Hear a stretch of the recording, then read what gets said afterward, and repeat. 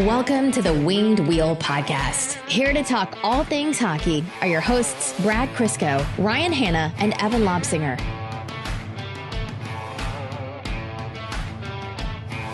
Legitimately nothing in sports compares to this time of year. Like, it is just the ultimate all-out test of will and strength and athletic perseverance. It's the best competition in all of sports. Nothing gets me going like Vancouver, Calgary regular season games happening while the playoffs are going on. It's just the pinnacle of hockey. Who can ask for more than this? It's funny because we only have vested interest really and truly in two teams right now, and that's the Washington Capitals and the Vancouver Canucks. It's been a bizarre era for Red Wings fandom.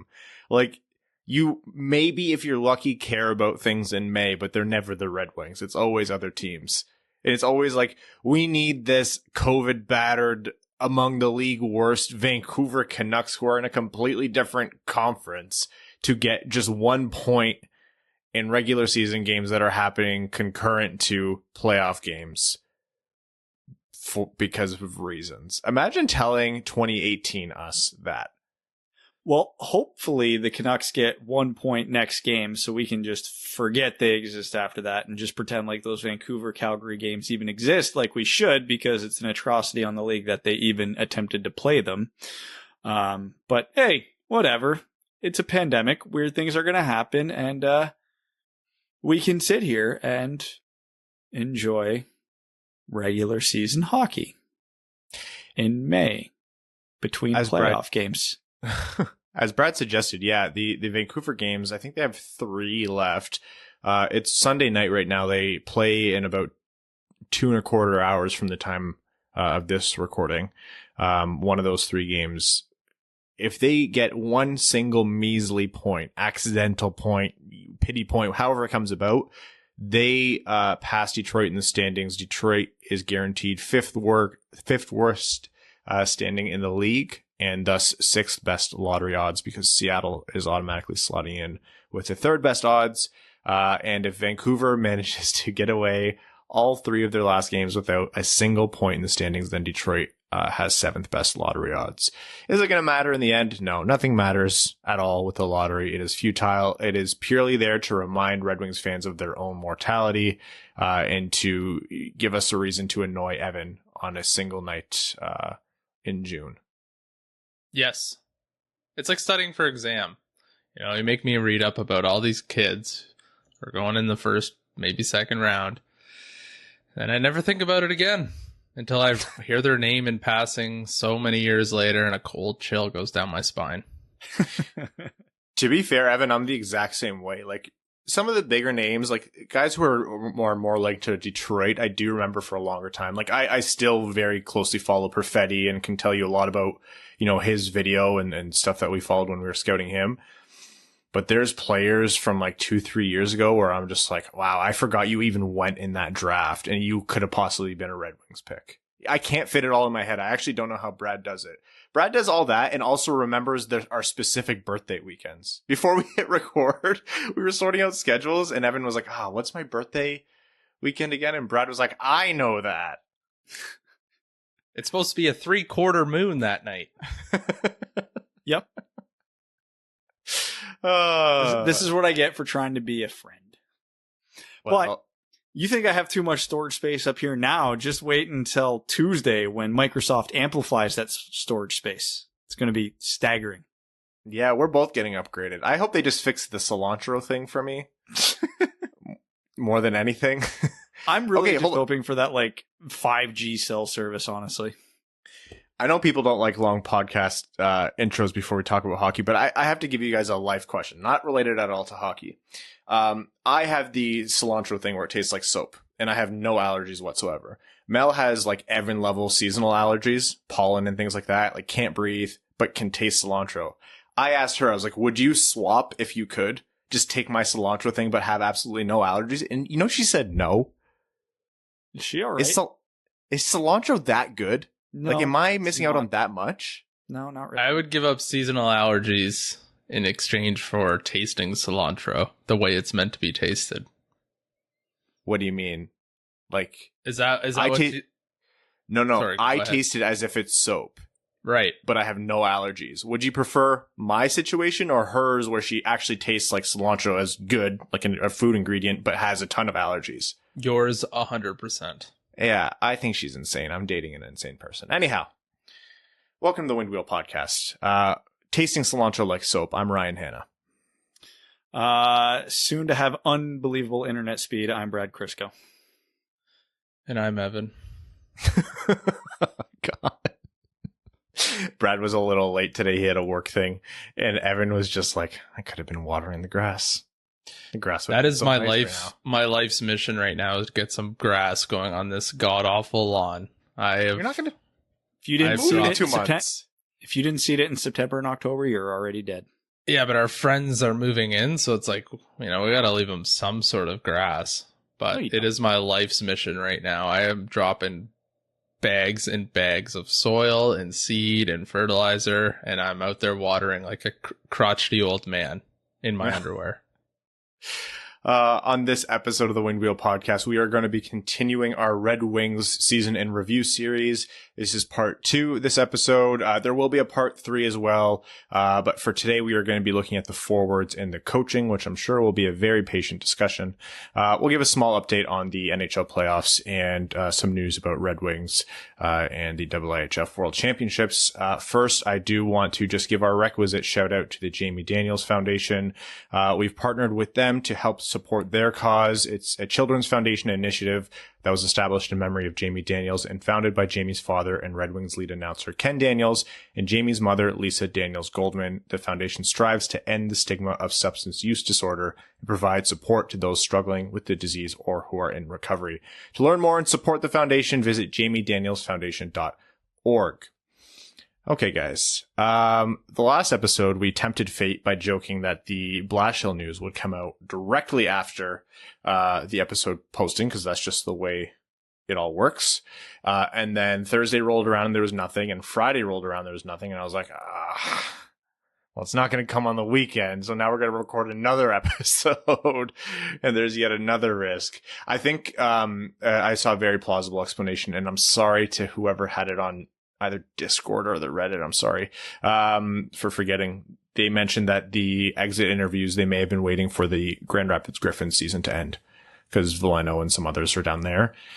So maybe they're trying to get that process all done before making decisions or announcing anything or having their media availability. So I personally am not in the territory of this is taking a long time, something is up, Blashill's going to go yet. Like, I think Blashill's going to stay. I would probably 70+% confident in that. It's impossible to read Yzerman, so I couldn't say we're any more confident than that. But if this extends further into this week, then I'll start to think something might be up here. My read is Blashill staying, because if he's not, this is just cruel to Blashill. Like, every other team, Arizona, Rangers, Columbus, who all moved on from their coach, literally moved on the day after their season ended. Like at the end of the season, just, hey, it's been fun. See ya. Like they didn't string them along or, whatever. Because now that there are coaching vacancies, teams are going to run interviews. So it wouldn't be fair to Blashill to prevent him from potentially being in on all these interviews. If you're just going to let him go anyway. And if they haven't made up their mind on whether or not they're keeping him yet, that's a huge failure on the organization. That decision should have been made at worst a week ago, probably longer. So yeah, I think it's either a giant punch to the gut for Blashill, or they're likely working on an extension. And I do think they're working on an extension. And I can get how that could take longer too, right? Like, we can be reasonably confident that Blashill's coming back, and it doesn't matter what Yzerman's thinking is, right? Like, it could be, I don't care who the coach is during the rebuild, or it could be, I think Blashill's done a good enough job because the team has been shit and he's had nothing to work with. Whatever it is, Yzerman will probably approach this negotiation the exact same way he approaches player negotiations, which is firmly and with a plan in mind. And so being firm, he could think, I don't want this longer than a year. I want the flexibility. every year where this team gets better is more of a test for Blashill, and I have no ambition of committing longer to something when I don't have to. He has the grace of patience from ownership and from fans, believe it or not, but he also is smart in knowing that this rebuild cannot be extended any longer than it needs to be. And so if he feels he needs to make a coaching switch, he wants the flexibility to do that as quickly as possible with as little financial impact to the ownership as possible. So Blashill could be here saying, I want a 3-year deal, and Yzerman can be like, I'll give you a 1+1. Yeah, Yzerman has all the chips right now because, quite honestly, there are too many good coaching candidates on the market for Blashill to be the favorite for any job. Yzerman probably knows that.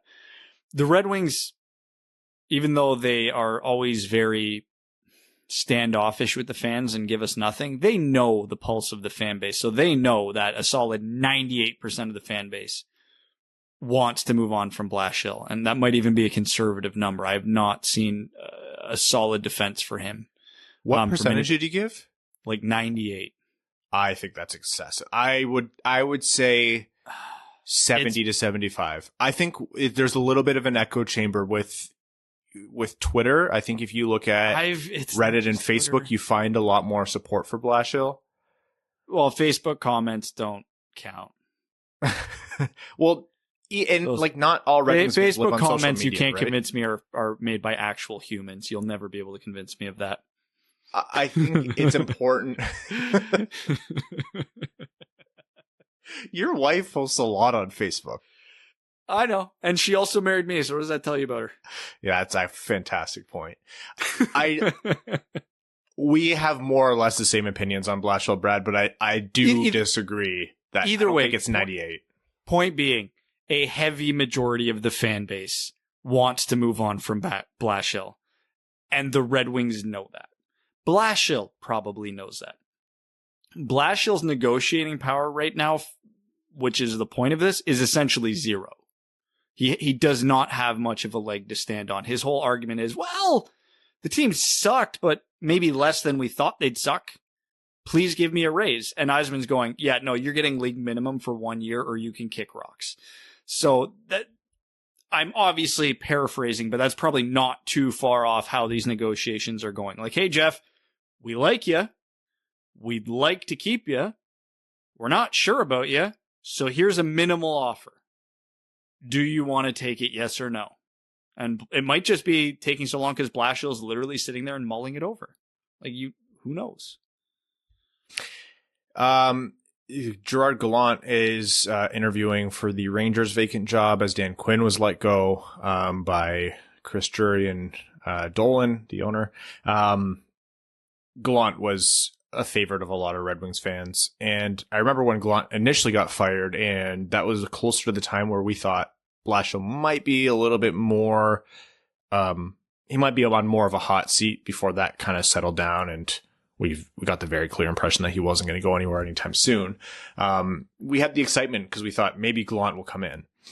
Things settled. Gallant didn't get hired for a while through his reasoning or through, other teams not offering him a situation that, he wanted to jump into, or I don't know, who knows how much he interviewed. A lot of that stuff isn't really released publicly, not the same way as players moving around, but still, I get Red Wings fans who wanted Gerard Gallant. He's a coach who's had success in multiple teams.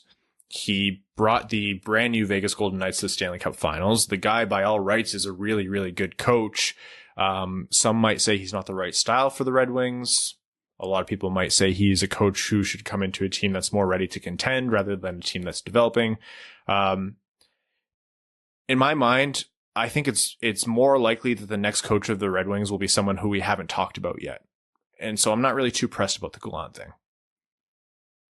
I would like Gallant, but I think this is where we have to step away from it as Red Wings fans. If you're Gerard Gallant, who would you rather coach, the Rangers or the Red Wings? And that's not even a debate. It's very obviously the Rangers. So he could have been he might not have signed with Detroit because he was holding out for an opportunity like this, and it would have been smart. And if that's what he did, well, good chance it pays off now.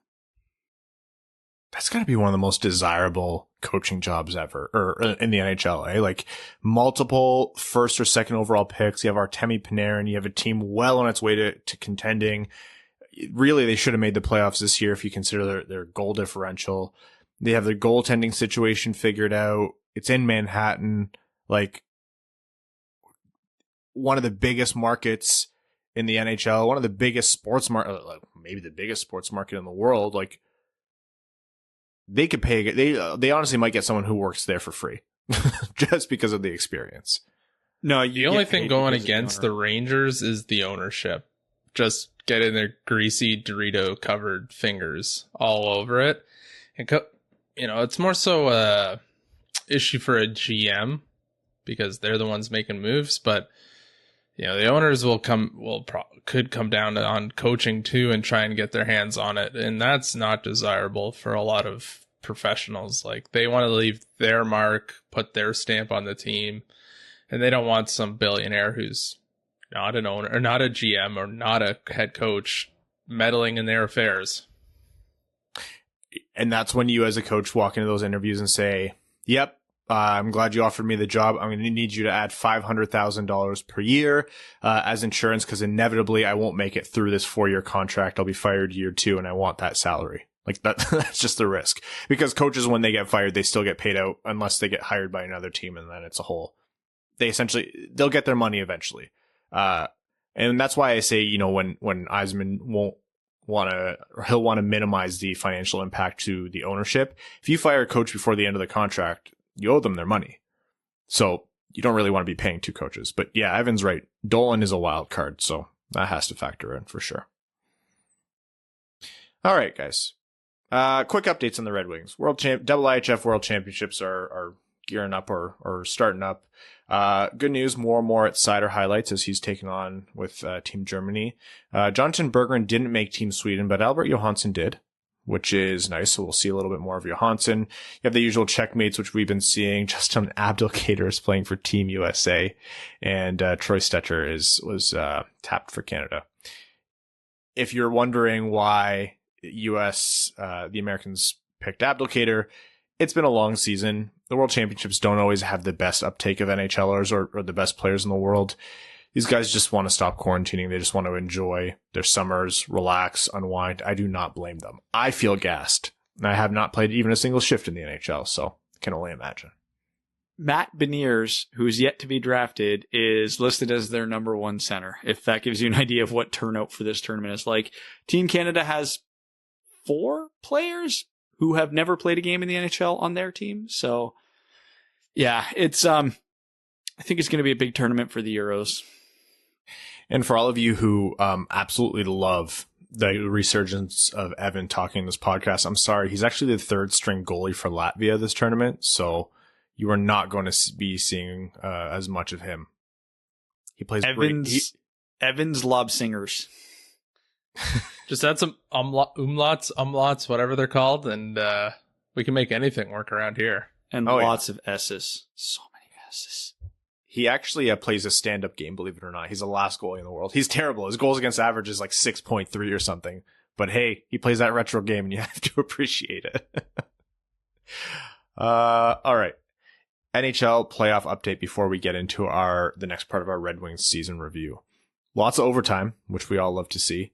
3 for 3 so far, and in the 4th game that's ongoing, the Panthers and Lightning are beating the shit out of each other. So it's been a great playoff so far. It really feels like the early 2000s with Sidney Crosby scoring a ridiculous goal in the playoffs for the division-winning Pittsburgh Penguins and Mark Fleury putting up a Conn Smythe effort. And then you wake up and it's 2021. I love the resurgence of people paying attention to just how good Crosby still is and what are supposed to be his waning years. As a Red Wings fan, I have a lot of hockey animosity for Crosby when Detroit was up there with Pittsburgh, but you have to appreciate how good the guy is. Should not be discounted. I've seen a lot of stats this week or charts this week, and it's like Connor McDavid through his first 400 and whatever number of games, and Crosby through his first 400 number of games, and it's just like their numbers are so close, and it just it feels like it's been forever that we've really talked about Sidney Crosby being like as generational and as good as he is and was. But then they added another line below, and it goes Mario Lemieux and then Wayne Gretzky. And Wayne Gretzky had like almost 1,200 points through like 400 and some odd, or his first 6 seasons or something like that. Wasn't he the first and second fastest player to reach 1,000 points? The first was his first 1,000 and the second was his second 1,000 points. I have no idea. Only Brad would know that. Yeah, that's true. It sounds right. I don't know. I I always love the stat of you could take away every single one of Wayne Gretzky's goals that he scored in the NHL and he'd still be the all-time leader in points. Oh, and by the way, he has the all-time record for goals for now. There's that other one where it's like most points by brothers in the NHL, and it's like Wayne. It's the Gretzky family. It's like Wayne with however many like 2,000 whatever, and it's like Brent 4. Hey, he still gets 50% of that. He got 4 points. Oh man, I think it was a friend who had no interest in hockey. They're like, imagine how that must have felt to be Brent. I'm like, yeah, I wouldn't care. At some point, it's just so ridiculous. You're like, yeah, sorry, I'm not my greatest of all time brother. Yeah, geez. I mean, you could make the argument based on his merits as a hockey player alone. Brent Gretzky might never get drafted or play in the NHL, but people are like, he's a Gretzky, so maybe he'll unlock something at some point, so let's give it a shot. That's where the nepotism totally makes sense. Okay, playoff update. Caps beat the Bruins in overtime. The Islanders beat the Penguins in overtime. The Wild beat the Golden Knights in overtime. And as we're recording, the Panthers are leading the Lightning 2-1. Let me tell you, as someone who picked the Panthers in 7, how annoying it was to see that Sergei Bobrovsky was starting game 1. What a stubborn team. He's been good the second half of the season. He has been, but I'm just like, I'm staking a lot on you guys. I put no money down. If there's any team that's scared of Sergei Bobrovsky, it's the Tampa Bay Lightning. Yeah, honestly. That's a great point. I actually hadn't thought of that. You were totally right. I am fully ready for the end of series Wikipedia page change. Sergei Bobrovsky, owner of the Tampa Bay Lightning. Like, it's coming. We know it's going to happen if they win. Like clockwork. All right.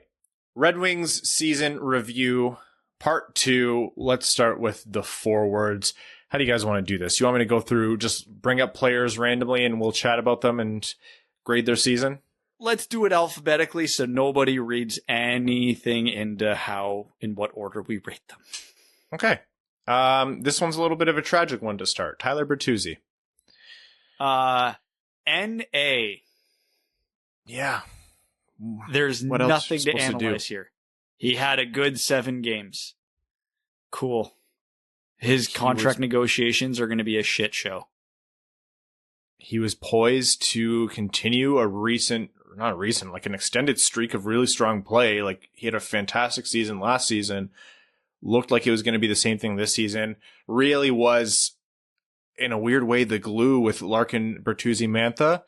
And Mantha never really stuck on that top line after Bertuzzi went down. So, silver lining here is that contract might be a little bit more friendly to Detroit now that he's missed this full year. You have to hope with the kind of injury that he had and the surgery that he's going to come back and recover. But yeah, the grade here is NA.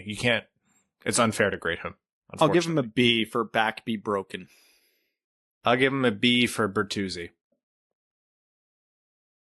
No, we took away all the that's all the material, folks. Yeah. Well, what else? No. Matthias Bromay. If I might start here, because I think all of us were to some degree excited for Matthias Bromay. Not as like a top line Red Wing, but as someone who was a mature player. He's not young, he wasn't a rookie level age. He wasn't 21 when he came over. He came over from Europe. Already had the experience, already had some games under his belt recently, was less rusty than any other player, just didn't pan out. Unfortunate, didn't have the finishing. I could see his value on this team as a depth player, but it's really not worth crying over that he's left the Red Wings. He gets a D+ from me. A D plus is perfect because the D is for Darren Helm and the plus is for slightly better than. That's it. That's the biggest compliment I'm giving him. I liked him, and he was better than some of the guys who got a bit more ice time than him. But yeah, 2 points in however many games, whatever. Depth guys are very easily replaced. I was very optimistic about Matthias Bromay and about for the first 2 games. So I think I had him chalked as an A because he came out of nowhere to 0 expectations. And then after that, his grade just fell off a cliff. Didn't produce, even though it wasn't, really meant to be. The Red Wings have a Matthias Bromay everywhere in the organization. It was a good experiment. It just wasn't meant to be for team and player. So moving on from him, I don't know. I didn't even really have it. I don't have expectations for guys like him. I'll just say he was a D because it just didn't work out. Adam Ernie. This is a fun one because obviously he came through in a big way for Detroit for a certain phase of the season. It wasn't really sustained and he didn't hold it forever, but it was fun as hell. And I think we saw a flash of offense that we saw from Adam Ernie, or that we hoped we would have seen from Adam Ernie last season. Knowing it's there is good, and knowing it's there makes me feel comfortable keeping him on as a depth player. I don't think he's an important depth player by any stretch of the imagination. He's not anyone where if he wasn't on the Red Wings next season, it's worth losing your mind over. But knowing that talent is in there is really, it's promising. And it makes you feel better about the kind of depth that the Red Wings have. For all the shit that we give, Darren Helm, there's no finish in there. He's not going to put up the points. It's nice to know that from time to time, Adam Ernie could possibly contribute. I give him a B plus this year. Not the best year through and through, but just having him unlock that piece of his game, that's enough for me to give him a B plus. I think he deserves that.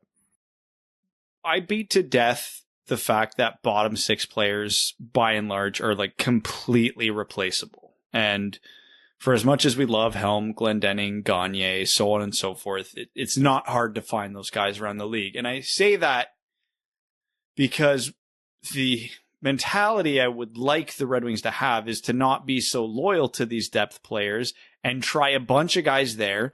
Because if you get lucky through a trade, free agency, upcoming prospect, one of these depth guys turns out to be half decent and puts up 10 to 20 goals a year.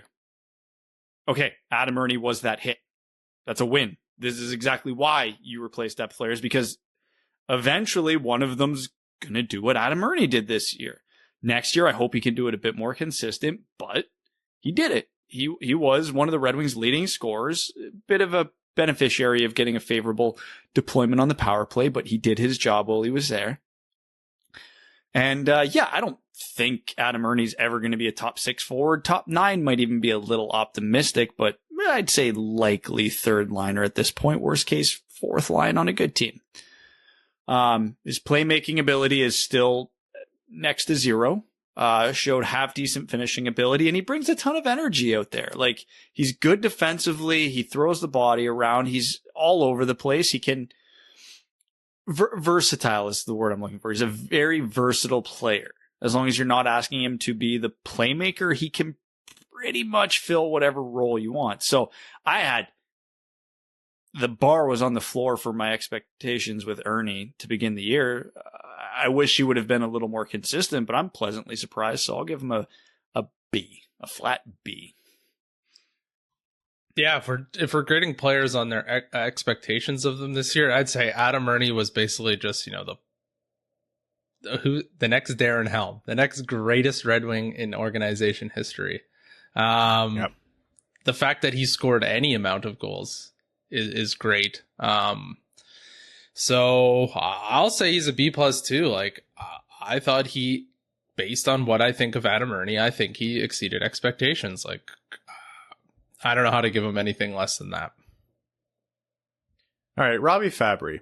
And this is a guy who had injury towards the end of the year, but I think he played 30 games on the dot, actually, if I remember. Yeah, he had 30 games on the dot, 10 goals, 8 assists for 18 points. One of the few plus players in this team, because we all know plus minus is a great stat. Among the leaders in points per 60, he trailing only behind Vrana and Bertuzzi, Robbie Fabry. So I hesitate to give out A's. I don't think... Like, if you're going to watch this or listen to this and think, no, Red Wings deserve an A after the season, you're absolutely right. But all of this is relative to the Red Wings, and that's how we'll measure it. I think Fabry gets an A-. I think since he's brought over, he's done what's been expected for someone of his talent level and a little bit more. And he also has those scary knee injuries as well, which could make it all go away in an instant. And that hasn't seemed to have hampered him yet. He's fit in well in this team. And I think for all of his efforts, he gets an A- in my mind. So this is, for me, the argument about what expectations should have been. Because last year when Fabry came in, he well exceeded all our expectations. He was playing on a 50 to 60 point pace. And none of us were sure if that was sustainable. Was that just extra motivation because he came over from a new team, was vying for spot? Was this sustainable? Fair or not, that was now the expectation for him because we saw him do it. So we know he could do it. That's his baseline. So that was my expectation coming into the season. I wasn't positive he was going to keep it up, but that was his baseline. He just about was exactly on that baseline this year. So fantastic news that it wasn't an aberration. It was real. This is who Robbie Fabry is as a player, which was fantastic news. But relative to expectation, he hit it. So whatever expectation met grade is what I give Fabry. So to me, that's B minus. I'll say B minus because I gave Adam Ernie higher than that. And Adam Ernie exceeded expectation. Fabry met expectation, which is more than... And saying Fabry met expectation sounds like it's not a compliment. Relative to the rest of the team, it's a massive compliment. So I'll give Fabry a B minus just because he did it again. B What did you give minus. Fabry, right? If Fabry did, I give him an A minus. If this was last year, I give Fabry an A plus because that came out of nowhere. But like I said, he reset his baseline. Man, I don't know. He was one of the most reliably good Red Wings this year. And when I say one of, I mean one of very few. And he was last year as well. This is what I'm talking about relative to expectation. This is not a guy who overperformed, underperformed. He was right where he should have been, which is great. Because again, I understand it's all relative to the Red Wings, but I'm trying to at least keep some grocery stick of what the rest of the NHL's expectations are for a good hockey player, good expectations to be a good team. It's easy to give Robbie Fabry an A plus relative to the rest of the team. I'm just trying to keep, everything in perspective. I get that it's not an easy thing to do because keeping things relative only internal to the team isn't, it's going to skew measurements because A minus players or A plus players, and this is all arbitrary podcast bullshit, on the Red Wings won't be on like the Tampa Bay Lightning, of course. But at the same time, you don't want to measure everyone against the Cup champs because then everyone's going to suck. But I don't know. I think at some point you have to reward one of the better players on the team. So here's where I'm going to poke a hole in your own logic. Who exceeded your expectation more this year, Robbie Fabry or Adam Ernie?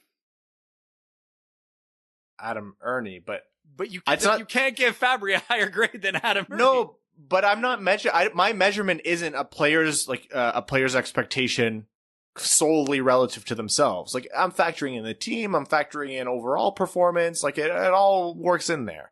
It's not a simple formula. All this stuff in too. The only way it gets tricky is for guys who are new to the team this year because I don't have a baseline for them with this shitty team. So let's say the Red Wings had like Braden Point or Mikko Rantanen or Mitch Marner, like 90-point players. Let's say you treat them like 90-point players and they get 90 points this year on the dot. You're giving them a B minus? Yeah. You're on drugs. We're talking about relative to expectation. No, change your scale. You're stupid. Evan, please, can you jump in? It would be boring if we just graded them best player to worst player because we could bang that out in 10 seconds. Please, Evan, please. I feel like if we're doing best to worst, the worst would be where the most conversation happens. We probably would also evaluate the players slightly different because, we're not trying to just give out, trying to sound nice for once, being optimistic maybe. Who are we talking about? Robbie Fabry? Yeah. Yeah, I thought he was good. I wasn't totally listening to what you guys had to say. I won't even explain what I was looking at. The most nuanced part of the conversation we're going to have. I won't even explain what I was looking at. But, yeah, I thought he had a good season. I don't want to ask now. No. I was looking at a murder cottage. Oh, my God. It was said it was on the lake, but I think someone died in the basement of that cottage. So I heard you typing. I'm like, he's looking up Fabry's like expected goals per 60 or something like Evan usually does when we start arguing. Cottage. This dude's on Murder Cottage. Okay, Evan, letter grade based on however you want to grade these players. What do you give Robbie Fabry? Because we need to move on. I'll give Robbie Fabry a B. I thought, he was adequate for who he is.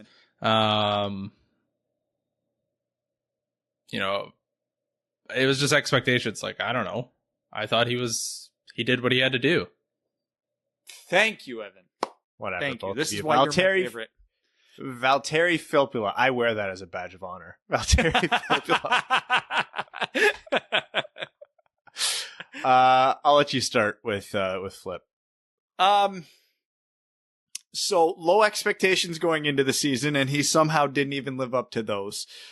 I don't think he played a single game in the month of March. He was a regular healthy scratch. He had his moments. I'm not going to say the entire year was a write-off for Filppula. It was a little bit of a piss-off that all his best moments came in the truly meaningless games. Nostalgia factor prevents me from absolutely just shredding the guy for his season, but it was bad. I feel like anything lower than that would be cruel. I want to come in and defend Filppula a little bit. I don't think he deserved his deployment, and I don't think he deserved really the ice time. And when he was sitting, it made a lot of sense. And I want to get that out of the way. I don't think he was an effective or good player for the Red Wings. And I don't think that was a secret to anyone this season. And the expectation wasn't any different this season. Like, it was essentially said out loud when Filppula was brought on. He was a warm body to play center for the Red Wings, who had absolutely no center depth. And especially on the last year of the contract, he's aged. It's not going to be pretty. He looked atrocious at times, but he did at points this season come through and use that excessive utilization. And like you said, it wasn't the most important games, but he did come through with some like weird goals, or like randomly he'd put together like a vintage Filppula assist. And I was like, hey, that's nice to see. I don't think he was a good player this year. My expectation wasn't that he would be a good player this year. He was, again, just a warm body. I'll give him a C because it gave me some warm fuzzies this year to watch him do some Filppula things. Not very often, but it reminded me of the good old days. And, he served his contract for what it was supposed to be. So a C, and I know that's a little bit generous, but hey. Val Filppula is basically where's Waldo. Because it takes you forever to figure out where he is amongst everybody else. And when you figure it out, you're kind of just like, okay, found him.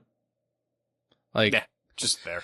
Mind you, his counting stats were almost, on pace, he was better than last year, counting stats wise. But, what does that mean when you're one of the worst teams in the league? I don't know. He's just a guy. He's a guy who I never see out on the ice do something that blows me away, I'm like, wow, I can't believe Valtteri Filppula did that in a good sense, doing something positive on the ice. I'll give him a C-. I don't know. He's getting paid $3 million, living the dream.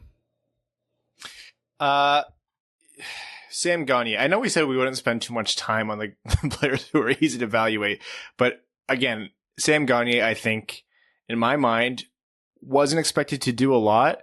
I appreciated what Sam Ghani brought to the Red Wings.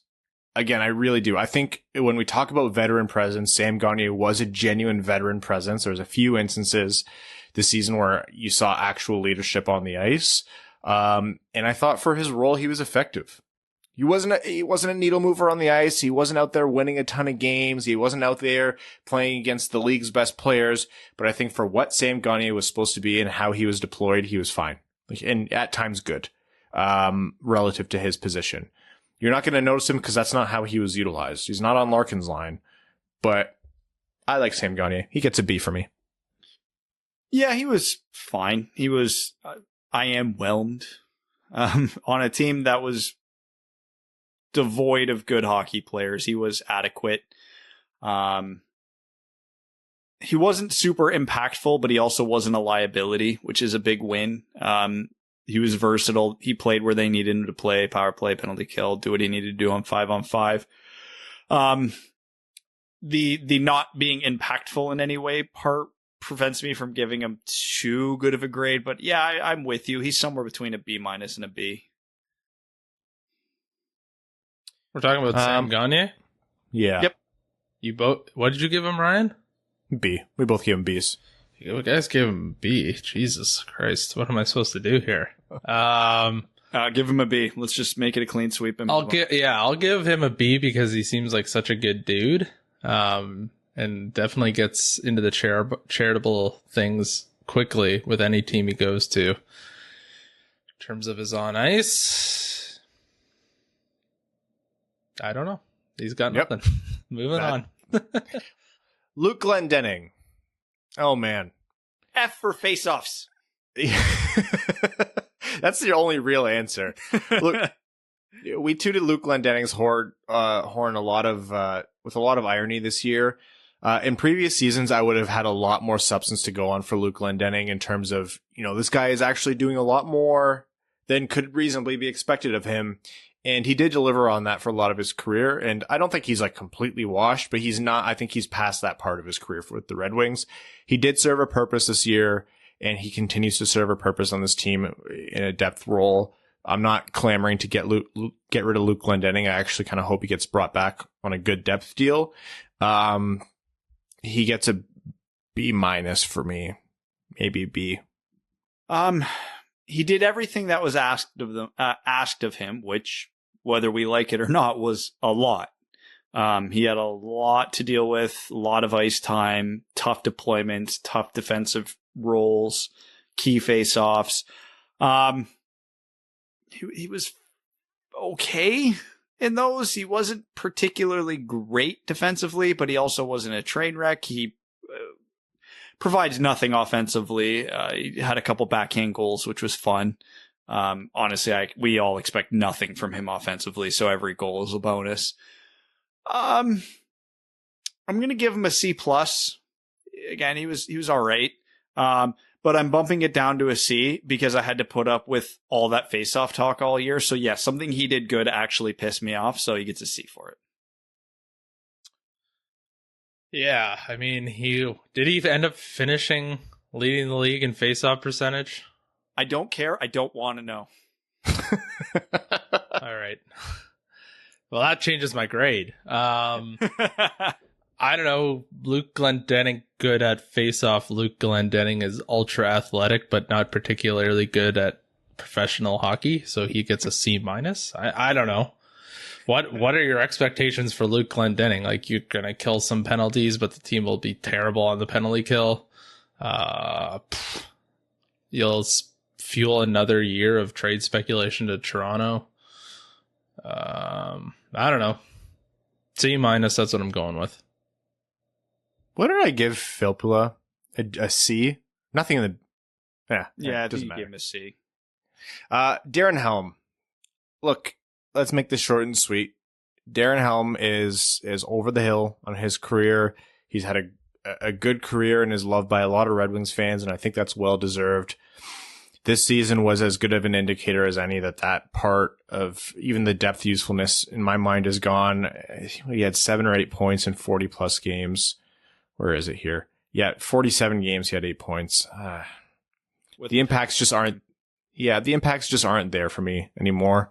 To justify keeping him. C-, D+ is what it is. It's not a black mark on him. It's just a natural career progression for a depth grinder like him.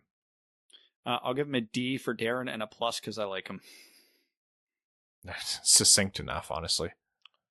He didn't even break double digits in points. He's just another guy on the roster who's ready for the old turnover. But man, do we have some memories? It's not about the points. It's about the memories we have along the way. All right, Taro Hiroshi's not getting a grade because he barely played, so he gets the NA. All right, here's the big one. Dylan Larkin. Evan, why don't you start us off? I would like everyone to know that Ryan keeps editing out my talk of murder cottages. Let it be known that the censorship will not continue. I will not allow the people to be censored like this. Now, moving on. I'm just going to splice this in with my conversation about Dylan Larkin so that you can't edit it. I would honestly make my case if I thought there was a damn point to it, but I know there isn't. Dylan Larkin. I want to, just give him an A because he's got to captain the Detroit Red Wings right now through hell and high water.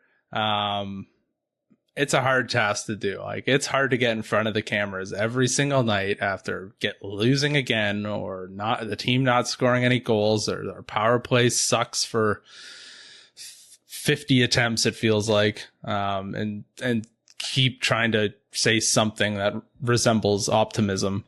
I didn't particularly like his game a lot this year. Lots of perimeter play. Obviously with better players, he's going to get hopefully some better chances. His counting stats weren't all that great this year.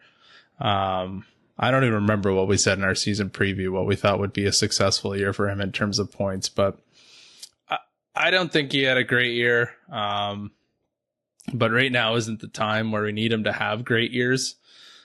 We need to save those for later down the road when the team's positioning themselves to be in contention to win. I'll give Dylan Larkin a C+. I don't know if that's being too harsh, but I don't think the season really matters at the end of the day.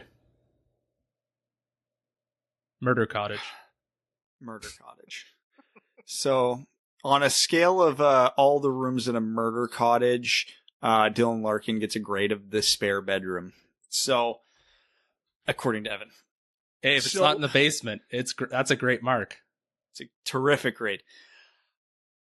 So Larkin didn't have a good year. That's the reality of it. Now, his underlying numbers were still amongst the strongest on the team. We understand the supporting cast he had to play with. We understand he had to carry the burden of being a first-year captain. We understand the fact that he has to be the captain through a rebuild. So he's got a lot going against him there. That being said, he's had a lot going against him for most of his career so far. And this was probably the weakest season of his career. And it's kind of hard to sugarcoat it. He was just a hair over a half a point per game. There were rumors that he was playing injured. But if we don't know that for sure, we can't base our grade off that. We did see flashes. He did have stretches where he looked like Dylan Larkin. And he was given ample ice time, top line power play. He was given all the opportunity he could have on a team this bad, and he didn't do a hell of a lot with it. Honestly, relative to what I was expecting this year, I was expecting him to take a step forward from last year, and he took a pretty big step backwards. I want to give him a C-, but because of all the weight he had to carry and everything going around it, I will upgrade that to a C just to be fair to him. I think one thing that we do wrong is sometimes we get too hung up with looking at things in a vacuum, and we also really color things with how we would like the Red Wings to be coached. When we talked about what would be a good season for Larkin or Zedina or these players where you want them to have the offensive output and you know that there's more in there, we weren't necessarily factoring in the fact that not only does Blashill not really coach that kind of game, he actually implemented a completely opposite system this year. And I know in my head I wasn't really factoring that into projections or bars for success. And that was a mistake because this team is heavily schemed defensively. The first thing that Blashill does when a player shows any kind of aptitude on the ice is make sure that they can play in the defensive zone, which isn't inherently a bad thing. I'm not criticizing that. I will say not every player is a 200-foot player. So by God, do not stunt Jacob Vrana by making him, a defensive stalwart. That's an argument for a different day.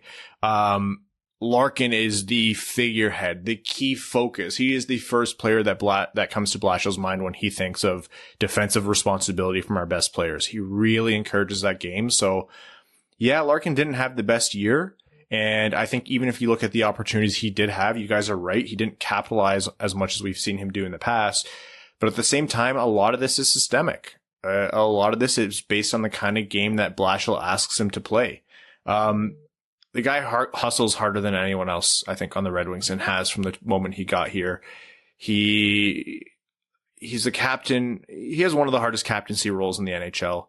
I'd love to see more from him, and I do have fear that this won't be the best for his career progress. The way the Red Wings are going right now, some of that is timing, some of that is personnel, some of that is coaching, but I can't give him worse than a B-. You know what? I'm going to give Larkin a B. It's not his best year, but the guy has a lot on his shoulders and he's being asked to play a different game.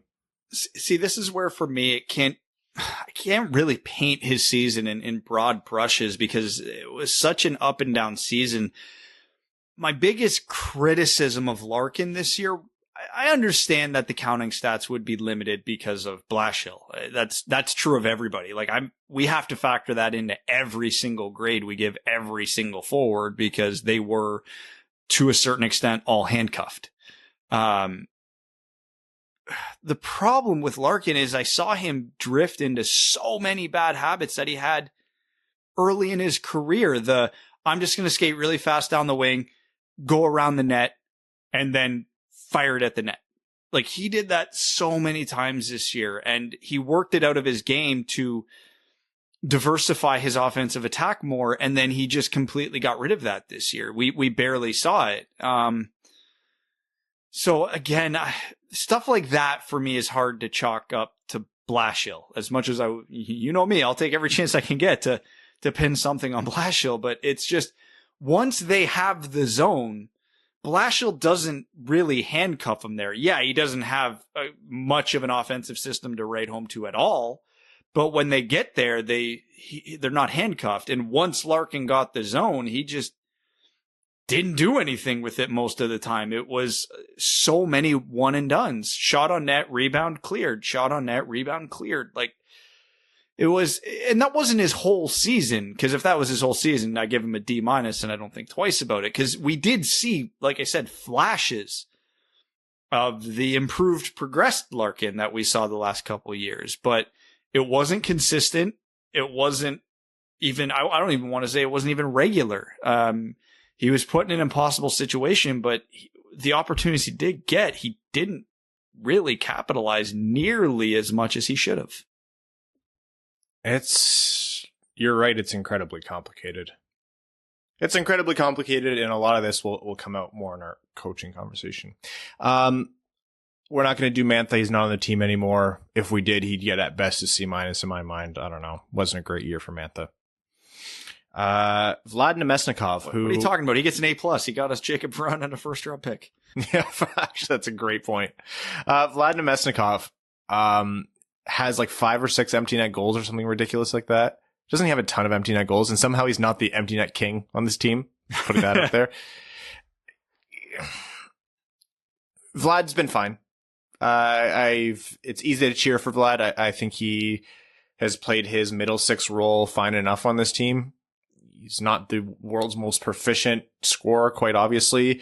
Doesn't always make the impact on the ice that you would hope him to, but I prefer the Nemesnikovs to fill in those spots right now than the Filpplas. And for that, I appreciate it. He gets a B-, C+, whatever is more apt. Everything I thought about Vladimir Messnikov going into this season, I was wrong about. I assumed he was an offensive, pretty soft player, not a defensive liability, but not a strong point. But he would chip in offensively. everything about that perception was backwards. He was maybe the most aggressive Red Wing. He seemed to be in every scrum after the whistle. He was an angry little Red Wing running around the ice this year, which in a season where it was hard to find motivation, I appreciated the hell out of. He was way better defensively than I think I gave him credit for. But then conversely, he brought almost nothing offensively. Like, he was a black hole in the offensive zone. Again, understanding that Blashill has a lot to do with that, but still, he scored, 2 goals on a goaltender this year?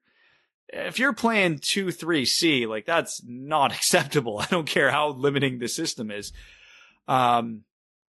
So yeah, overall, it was an acceptable season. It just wasn't acceptable in the way I thought it would be. So, I don't know. I say C+.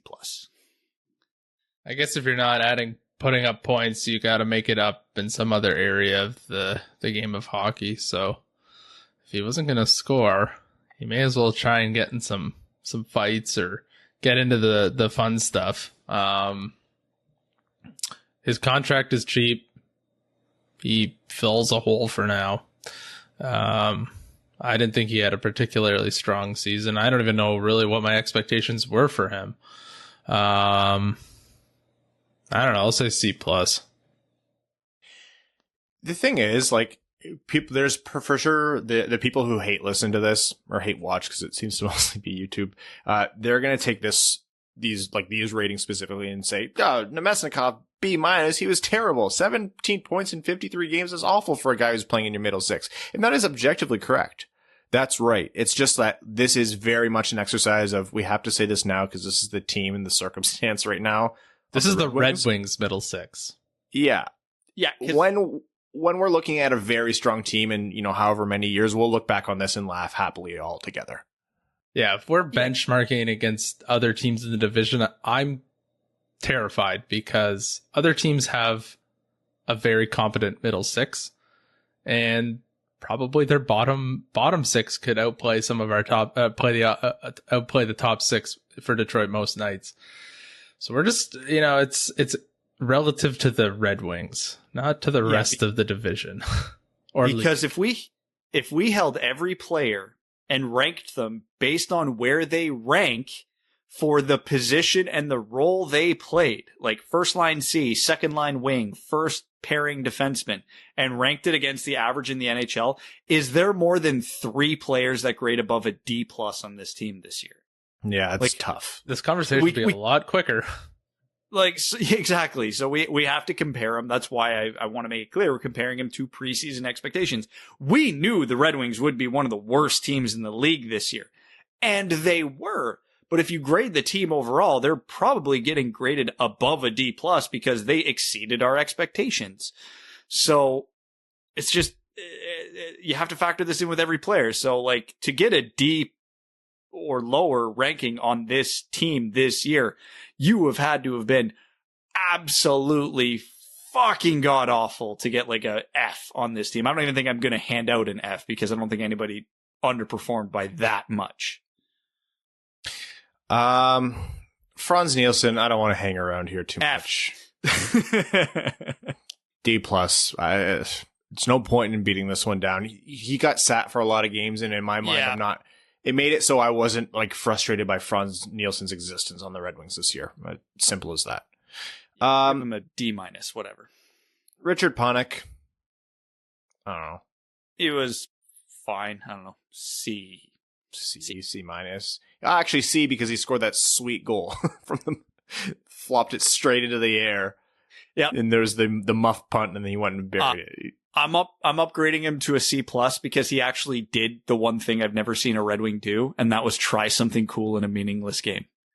Yeah, that breakaway he had where he flipped the stick over and tried to shoot it up with his stick upside down with the toe of his stick. The fact he tried that, I respect the hell out of him. You never do that in a meaningful game, but that is the exact type of fun bullshit you try in a game that doesn't matter. So he gets upgraded to a C+ for that alone. Michael Rasmussen.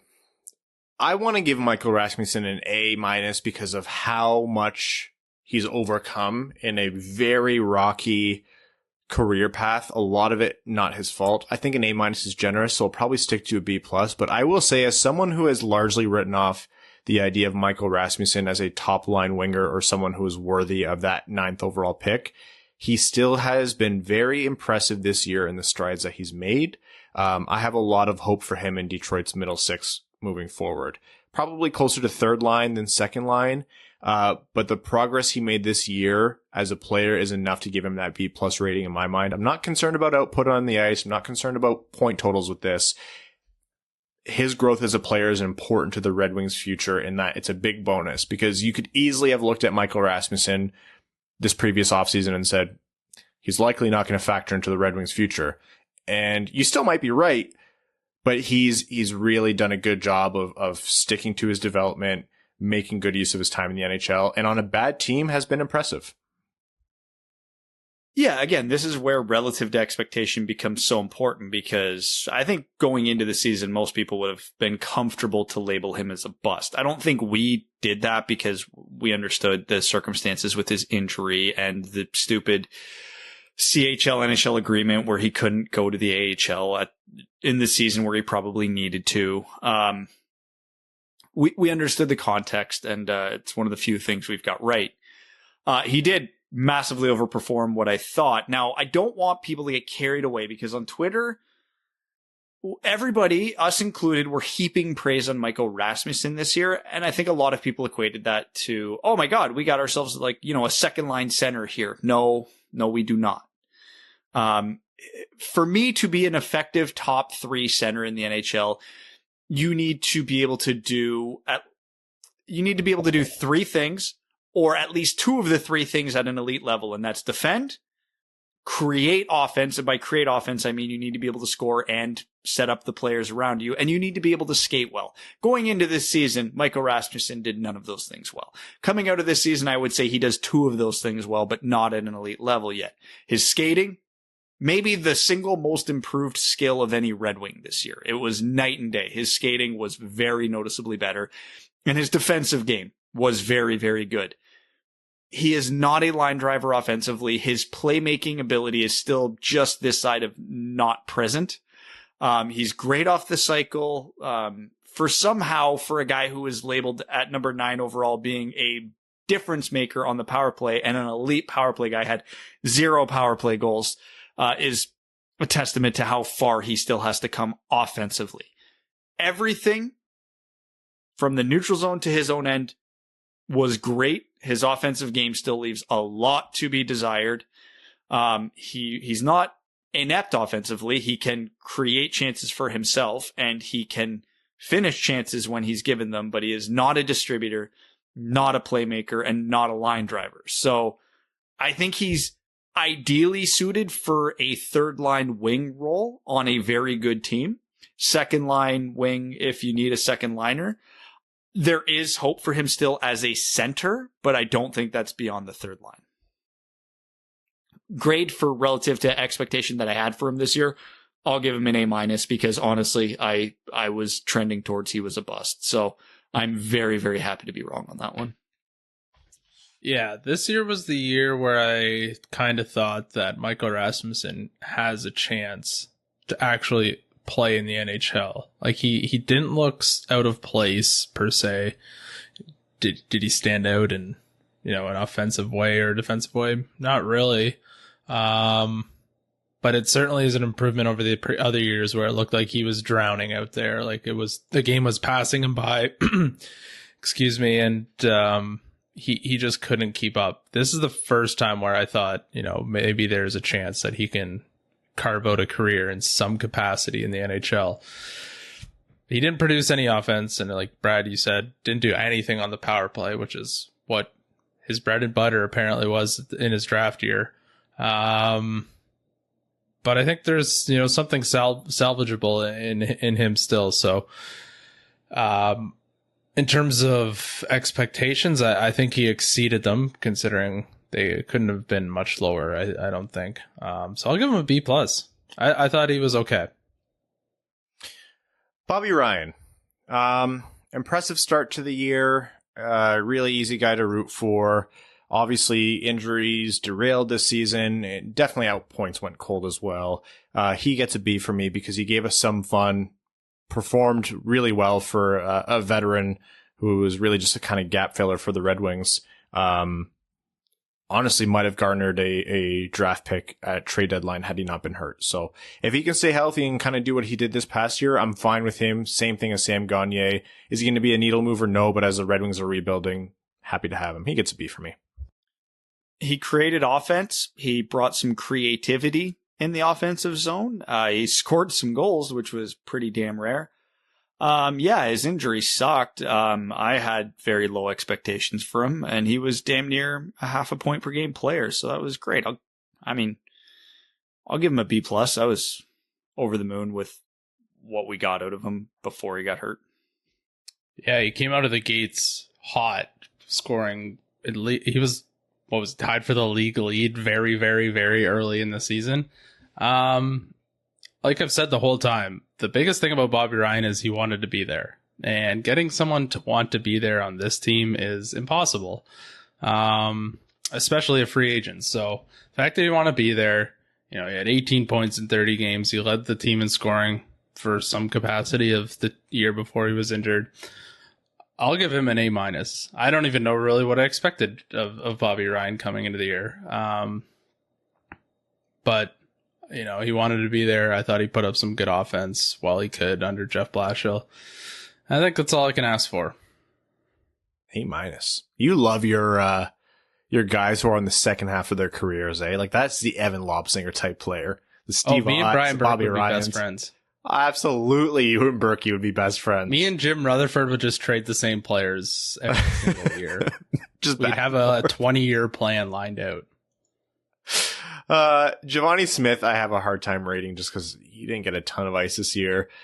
He gets a B for me because when he was in there, he showed some skill on the fourth line. He's improved his skating where I feel comfortable with having him as a regular depth NHLer. And he beat the piss out of the people who needed the piss beat out of them. So that's good enough for a B, B+ even for Giovanni Smith. He was exactly what I thought Giovanni Smith was. So yeah, I'll give him a B-. He was a good version of Giovanni Smith. That's a great way of putting it. Okay. We're going to kind of not speed through these next ones. They're actually all important. Yevgeny Svechnikov. This is a fun one. I'll let you take the lead here, Brad. Okay. So this is where we have to be very real. We expected nothing from Svechnikov this year. We weren't sure where he'd be coming back after the knee injury. We weren't sure he was going to be a Red Wing this year, despite the fact he's 24 years old when the season started. And we weren't sure he'd get an opportunity. And then eventually he got recalled. Blashill gave him no ice time. He was perpetually in the doghouse, despite being maybe the happiest human being on the face of the earth perpetually. I mean, this was the most confusing part of the season for me, and the biggest disconnect between player and coach in terms of usage that I could find on the Red Wings. Like, for as much as we griped about how much Glendening and Helm played and how insane that was, like, you at least understood the logic there, no matter how much you disagreed with it. I watched Svechnikov closer than any other Red Wing for a good chunk of the season because I could not figure out why he kept going on waivers, why he would get 7 minutes a night, why he would be a healthy scratch. And I never was able to figure it out. He was good. He created offense. He wasn't a liability defensively. He could make plays in transition. He could make the passes that needed to be made. And when he got an opportunity to score, he's one of the few guys on the team who can actually shoot the damn puck into the net. Like, I expected nothing from Svechnikov this year, and I was one of the bigger optimists on Svechnikov going into this year, trying to tell other people, hey, don't write him off just yet.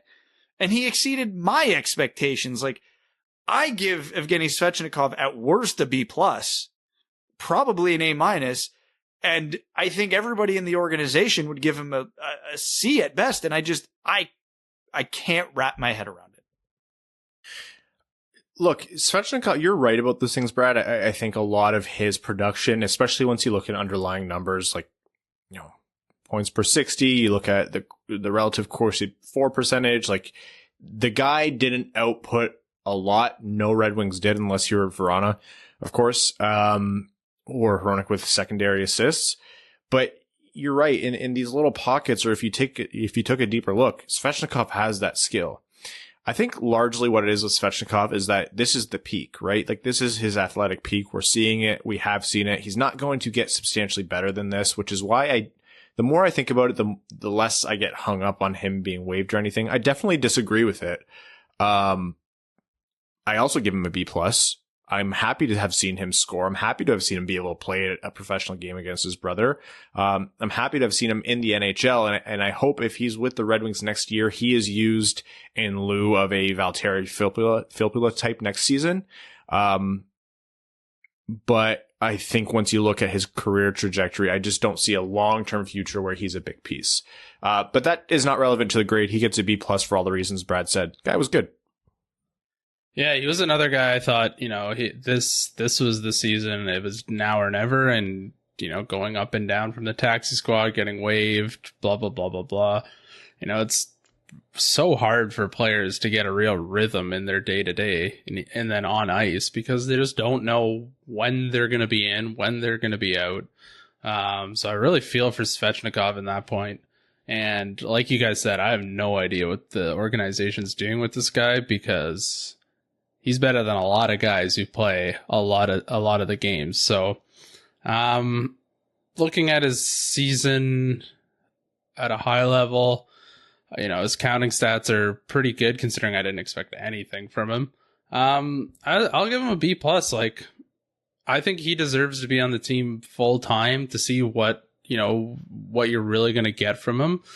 And if we're going to let trot other people out there to just be black holes, I'd rather, roll the dice on someone we maybe don't know what they are. Okay. Joe Valeno gets an F for Joe fucking Valeno. No, I'm kidding. Yeah, he didn't play enough, but looked good. Happy for Joe. He scored his goal. Good for him, but not enough ice time to subject him to a letter grade. And last but most certainly not least, Jacob Vrana. Look, anyone who's going to put out the points and the goals that he did in his limited time for the Red Wings gets an A for me. He gets the best grade on the team, plain and simple, because he came along with a first-round pick. Happy. He was a point-per-game player on a team that didn't score goals. He scored 8 goals in 11 games on a team that doesn't score goals. He scored highlight reel goals among those goals. Jacob Vrana is the best player on this team. Like, full stop, unless Larkin rebounds next year. Like, Jacob Vrana is unreal. And you better not have said last, but certainly not least, because I will be a Yeah. I messed up my tab. Sorry. There was one very obvious one. I was like, oh, there's one very big one still. Yeah. No, Jacob Vrana has the offensive skill, creativity, and ability to execute that we have not seen in some time. You're right, Brad. Multiple highlight reel goals, like goal after goal after goal. He has a finishing ability that can surpass even the most, suppressing defensive systems. And let's see how he does over an 82-game season. There's a lot of concerns that Washington fans pass along regarding effort, but we haven't seen any indication of that yet. Let's see how he does over a larger sample size. I'm thrilled right now. By all rights, Jacob Vrana is the better of him and Anthony Mantha this season.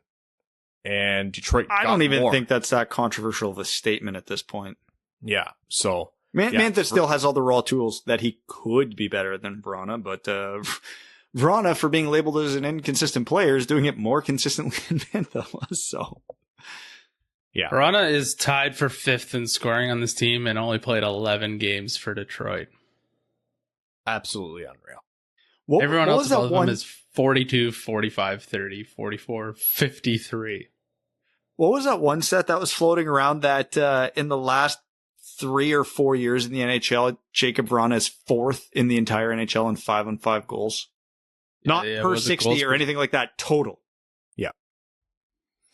You consider the ice time he's getting behind the players in Washington. Like, I know it wasn't always low, but man, that is, when we talk about untapped talent, that is genuinely untapped talent. So yeah, that is A. He gets an A.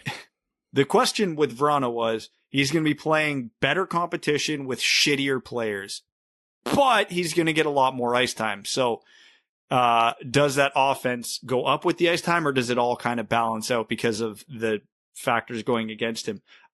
Yeah, the ice time mattered. It went up. I just hope Jeff Blashill doesn't spend too much time trying to turn him into a defensive stalwart, because there's nothing to be said about his defensive. Oh, you saw that hole. You saw his fucking quote at the end of the season. Oh, it's gonna happen, and I'm gonna hate every minute of it. Yeah. All right, now, last but certainly not least, Filip Zedina. Do you want to start, or should I start? I'll start. If Filip Zedina wasn't cursed by a witch doctor, voodoo practitioner with actual, I don't even want to, cement in his gloves, he'd get an easy A+ this year. But finishing is a big part of the game of hockey, and it was the one thing Filip Zedina did not do well this year. For all the, eye rolls we do at, everybody turning into a 200-foot player, Filip Zedina is a legit 200-foot player. He was very Datsukian in his ability to recover loose pucks and just steal pucks from the opposition. He was one of the very few players who could carry the puck through the neutral zone and create clean zone entries. I have no issue saying Filip Zedina is comfortably the best playmaker on this team, which is great considering he's advertised as a shooter. Ironically, shooting is what he sucked at this year. He was able to create tons of chances for his teammates. He was able to create tons of chances for himself. He excelled at just about every aspect of the game of hockey. And when it came time to actually put the puck in the net, he was garbage at it this year.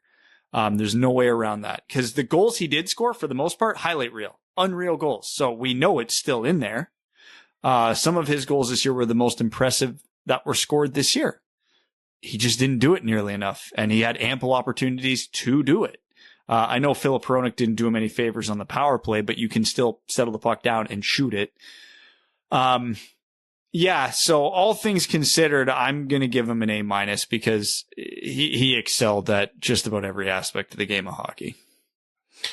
A big point where you and I disagree on, Brad, is I do think he had some bad luck this year. I do think his low shooting percentage had a lot to do with just, raw luck, and that's going to happen with players' careers. I don't think it was all luck. I think he underperformed shooting this year. I think his lack of ability to finish. Well, no, but I don't think that it's witch doctor voodoo. Like, I didn't see a lot this year where I'm like, oh my God. It can be both. I just didn't see like a lot of how did that not go in, or like that went bar and then hit the line 4 times. Like there wasn't a lot of that. I think he's finding his game, and admittedly that's a harder thing to do on this team. Like, you don't have a lot of chances to practice offensively. You don't have a lot of chances to practice this year, actually. To take a quote out of the Dallas Stars book. It would be a concern for me if everything that Brad also said after that wasn't true. Like, Zedina really developed fundamentally all parts of his games, and really 200 feet on the ice. The guy is noticeable even though he's not scoring. And that to me is a great sign. I can't in good conscience give him better than a B or a B+ because I would have liked more goals to be there. But it's not a concern for me, because you're right, Brad, that it's still there. I think he just has to do a little bit less, it's going to be really bad coach speak here. I'm sorry. He's just gripping his stick a little too tight. He just has to find those soft spots. He has to figure out what his wheelhouse is. The team has to do a better job giving him players to feed him the puck in a way that's conducive to him scoring, or scheming the power play for Zedina to score. Try something different, damn it, please. But yeah, all other parts of his games, his game, I really thought progressed. I have a lot of excitement for Zedina in the future. So B+, I'm fully expecting him to be an A-level player soon. Yeah, I fall somewhere right between both of you in this one. Like, he did seem snake bitten at times, but we did see a lot of progression in the rest of his game. So I think as, he gets some time to continue to develop, the team gets some better players around him. We stop having such a losing culture. I think Zedina's just going to pop off at some point. So, in terms of this season, I expected a big goal scorer, but he did a lot of other things that I was very impressed with, so I'll give him a B+. And he's already got 3 goals in 2 games in the World Championship pre-tournament, whatever it is they're playing in. Yeah.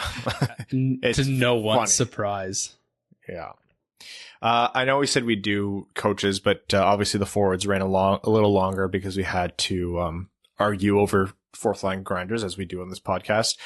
Next episode, as we do a broader look, we'll do coaches, management, in addition to just a highs and lows and storylines and things like that. So part 2 is forwards. Part 3 will be the final part next episode. And who knows, by then we might have coaching news. So maybe this is a blessing in disguise. For now, let's jump into overtime, which is brought to you as always by our Winged Wheel Podcast Patreon supporters. Patreon.com/Winged Wheel Podcast for those of you who would like to contribute to the show. Our patrons are the very reason we're able to do things like argue about fourth line grinders. So for better or for worse, thank you guys. We're going to start with Andrew Bohan, who says, my lovely Dub boys, it's that time. Who do you think will win the cup and who would you want it to be? I have Colorado winning. I would like it to be, I don't know, not Colorado. Florida. I would like it to be Vegas, but they're already losing their series and I've probably doomed them to lose out. I'm here. Let's give it to a team who's never had it before. I think Florida would be a fun one. Minnesota would be fun if they could go on a run. Minnesota's a better answer. Yeah. Yeah, like whatever. No Toronto, no Pittsburgh, none of these teams that have been there, done that. I want new. I want fun this year. I picked Vegas, so today has been alarming and probably my fault. As just the guy who sits on TV or sits on the couch watching it on TV. I would also like Colorado.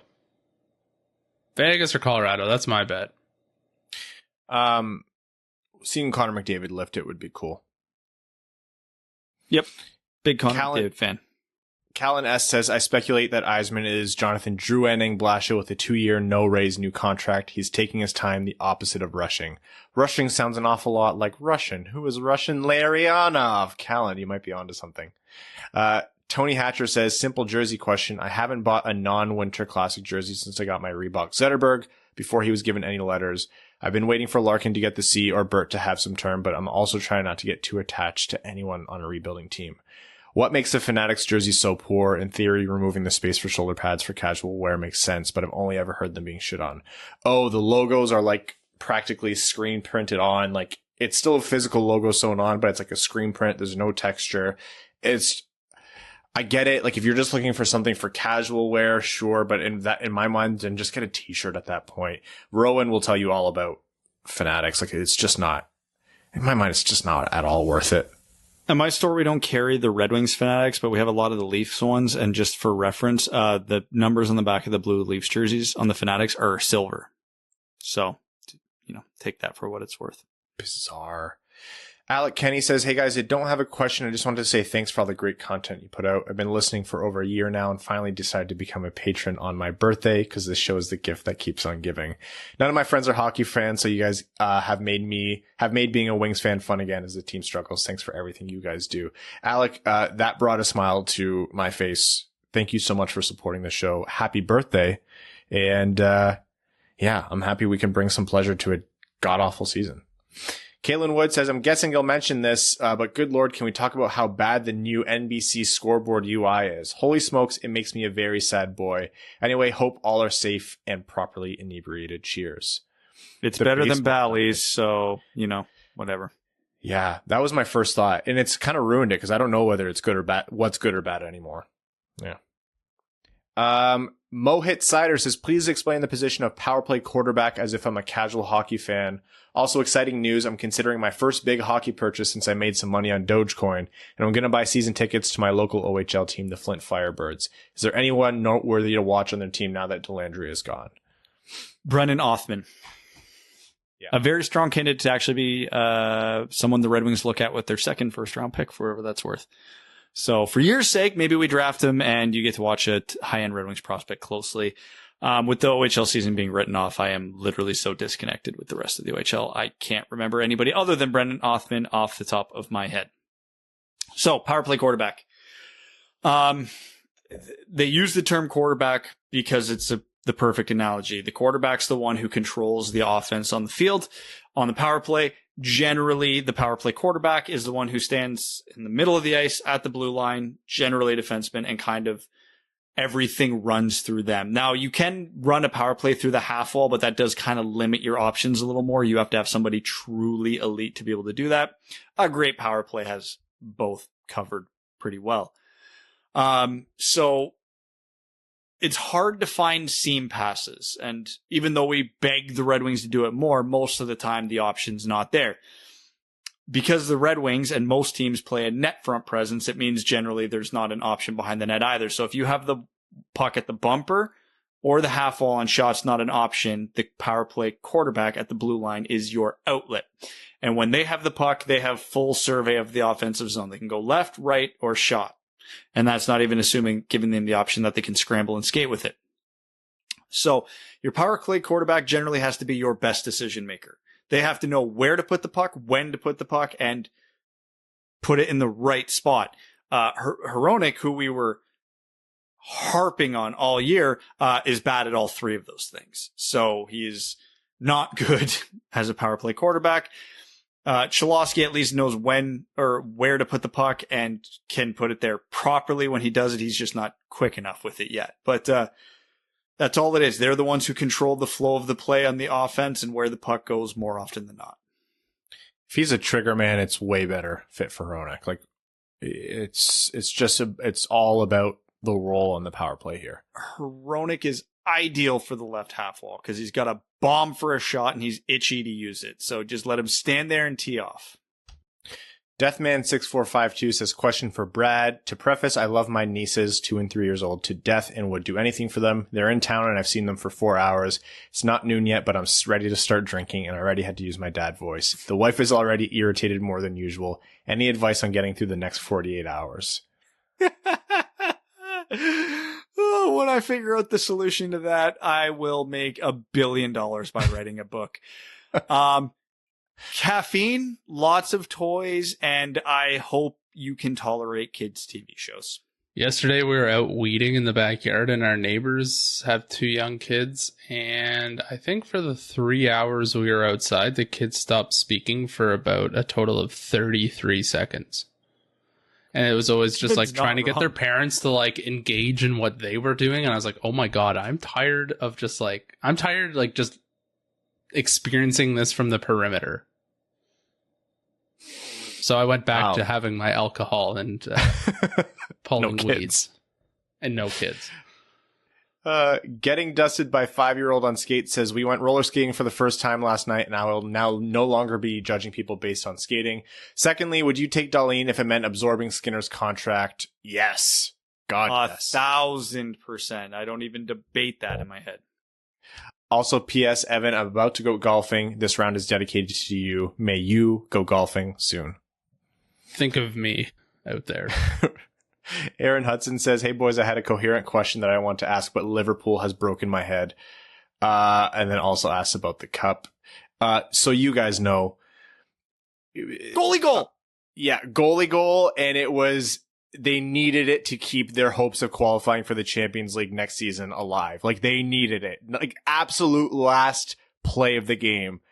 I was watching in despair in my backyard. I stopped mowing the lawn to watch the last 10 minutes of the match. I just had it in my ear before that. And I was like, oh my God, they're going to lose to one of the worst teams. Like this team's going to be relegated. That's how bad they were going to draw with them and they needed the win. Legitimately 90th minute passes, 5 minutes of time is added on. 95th minute goalie goal. I screamed across my yard. I lowered the home values of every house around me because they know they live near a lunatic. Anyhow, Liverpool, this team will kill me. C-Nods says, we're a few years removed from the Vegas expansion. Rate what you think were the worst moves by teams. I think the biggest losses probably goes to Pittsburgh with Fleury. What do you think and what can we take away for the next one? Oh, Florida has to suck here. Oh man, there's so many. I don't even think Pittsburgh's top 5 in this one. Florida had a really bad contract on their books. So they wanted to get rid of that contract and they agreed to send a pick to Vegas if they selected another specific player in the expansion draft. the bad contract they wanted to get rid of, Riley Smith, the player they bribed Vegas to taking in the expansion draft, Jonathan Marchessault. 2/3 of Vegas's first line. Like, unbelievable. And then you look at Anaheim, who really wanted to get Clayton Stoner off their books and also had too many defensemen that they didn't want to lose. So they said, Vegas, if you take Clayton Stoner, we will give you Shea Theodore, who might be a Norris finalist this year, probably going to win one day. Then there's the Minnesota Wild. Really didn't want to lose one of their defensemen. So they bribed Vegas to take some slappy. They bribed Vegas to take some slappy. That slappy, Eric Holla, who scored 30 for Vegas. And the player they gave away to take Eric Holla was Alex Tuck. This is why I'm telling everybody there is no way Seattle will be as good as Vegas was. Because as dumb as GMs will be in the expansion draft, there is no way 3 teams are that stupid again. I hope they are, because that's funny as hell. I absolutely hope they are, but there is no way. Cody Stark says, do you like Pittsburgh's yellow home jerseys?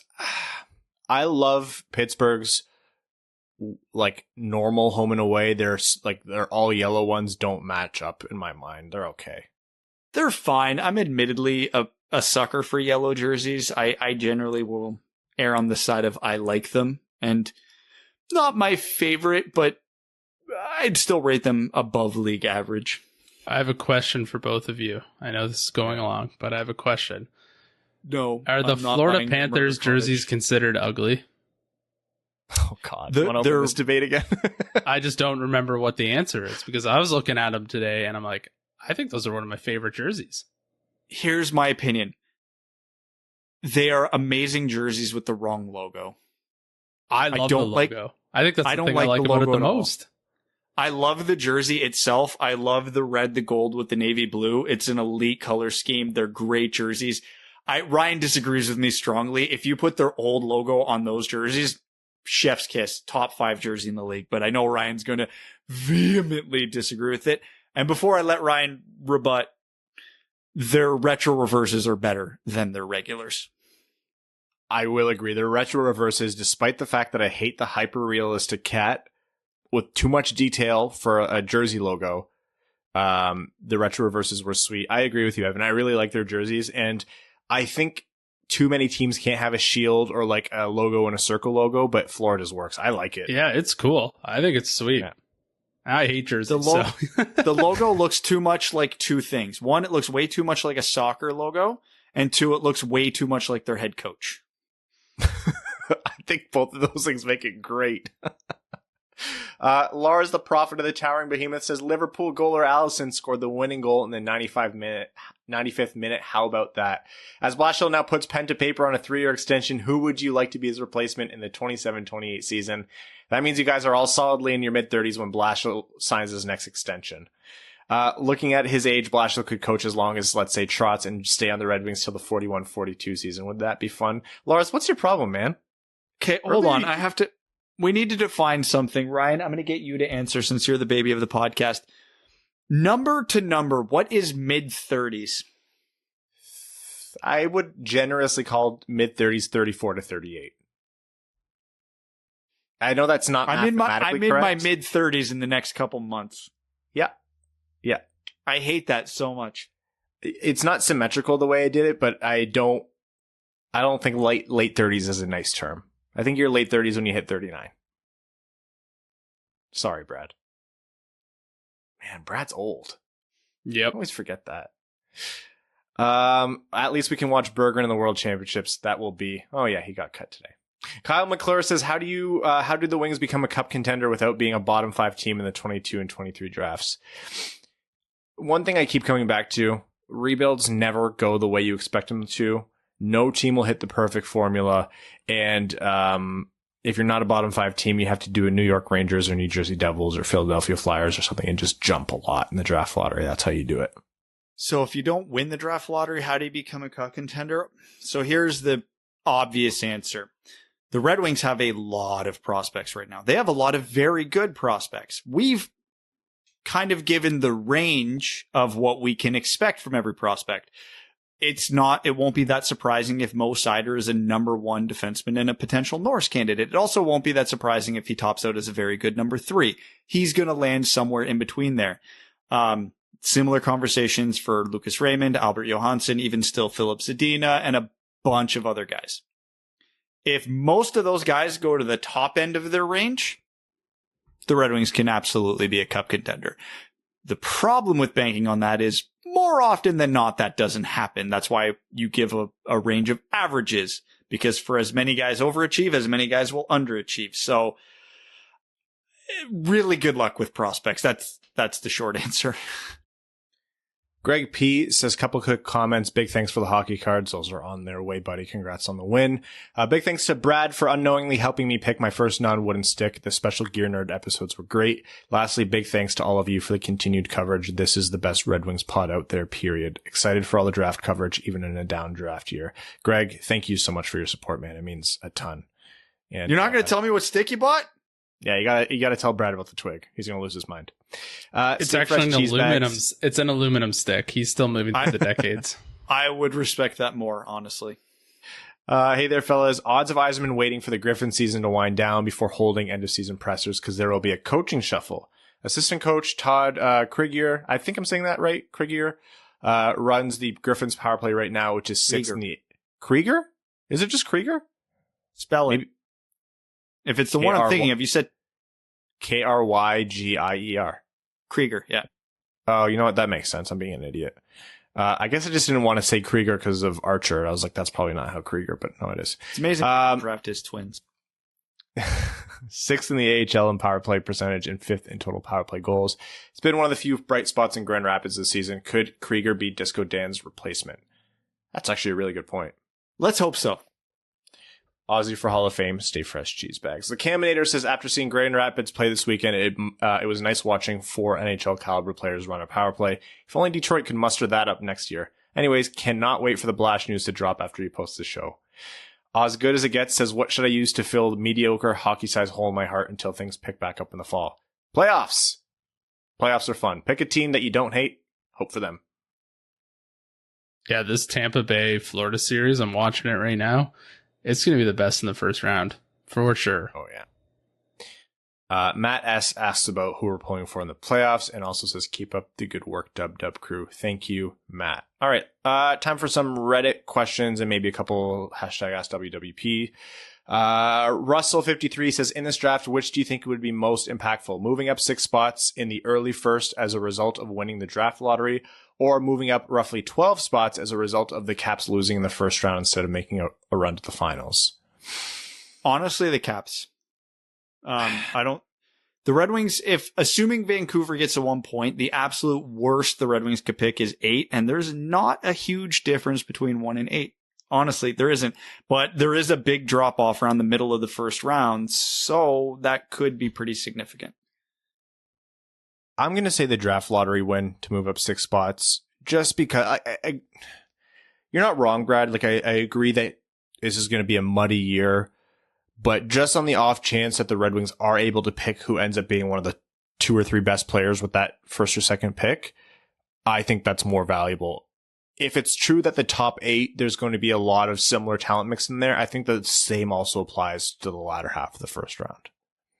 Yeah, now, obviously, I'm biased to my own list, but like I've been really starting to hammer down on my first round rankings, and I get to about pick somewhere between 19 and 23, and then really start to dislike this draft. So if the Red Wings can get into that range, I do think that's really advantageous. Now, that being said, we were talking to Max about it because he wasn't sure, and then I think Ryan looked it up. It doesn't matter if Washington loses in the first or second round. As long as they lose in the first 2 rounds, their draft position wouldn't change, right? Yeah, something to that effect. I was going to go into more detail next episode, but yeah, there's the way the rankings are worked out. It's all very, like, the layers are the teams that didn't qualify for the playoffs the previous season, so obviously picks 1 through 16. The teams that made the playoffs but didn't win their division, which is Washington's layer. the teams that won their divisions but didn't play in the conference finals, the teams that lose in the conference finals, the team that was the runner-up in the Stanley Cup finals, and the team that wins the cup. Like, that's in order of highest to lowest picks. So if Washington lose second round, then yeah, the pick is just as good. So a few other things need to happen around them for that to fall into place as best as possible. Hey, it's best case scenario. We get to watch Boston lose and get the benefit of the pick with Washington. Win-win. Win-win. Loop says there was an article in The Athletic about relaxed game day dress codes. I'm all for it, but a lot of people in the comments were complaining about it causing it to be less about the team and more about the individual. How do you feel? So that is the dumbest statement I've ever heard. Here's my thing. I think there is definitely merit to the idea of dress codes giving a sense of team unity and structure. Like, there's a lot of I think, value to that. I don't know whether that's actually scientifically true. That said, if a team and the players want to relax the dress code, they don't like wearing the suits, then they don't like wearing the suits. Relax the dress code. I also think the NHL should show some more personality. So if players want to show up, wearing whatever the hell they want, then let them do it. I don't think it's worth getting pissy about on either way, which I think just lands on then relax the dress code. And if the players want to be more formal and show like, hey, we're all business and show up in suits, then let it be their decision. So yeah, I guess where I land is relax the dress code. It's cool. If there's nothing wrong with making it about the individual, I think the NHL should do more of that. If a player wants to throw out a fashion statement and show up in some extravagant or really dressed down whatever, and his teammates get on him about that, or his teammates have a problem with that, you have a really shitty room, and you have bigger problems than what one player is wearing. Think of all the conversations that happen in articles and news clips that happen when the Boston Bruins showed up to Lake Tahoe in their retro 80s workout, whatever that was, because that was before my time. Maybe, Brad, you can comment on that. But it was cool. Brad. Like we've talked about this so many times, but like, just let the players do their things, let them market themselves, and that will, at the end of the day, help the NHL grow the game and make more money. Like, just stop. All right, time for one hashtag Ask WWP. Brody Jadishki says, why can't I get a Zedina retro reverse? Oh, you'll have a hard time finding any retro reverse. It was a pretty limited run of jerseys. There wasn't a lot of interest in the Red Wings one for obvious reasons.